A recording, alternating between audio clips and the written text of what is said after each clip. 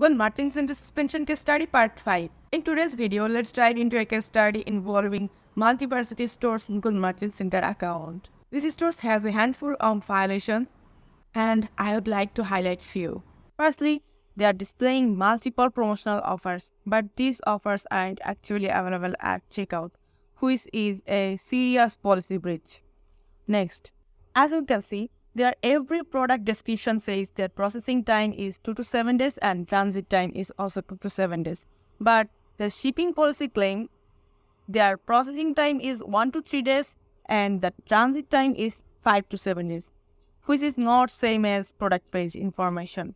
It's also a serious policy violation. This inconsistency is another major policy violation. Keeping information consistent across all pages is crucial. Now moving on to another issue. As you can see, they did not set up their refund policy page in their GMC account. It's mandatory to set up page in GMC. Lastly, I have noticed another important oversight. They are not displaying payment icon in their store's footer.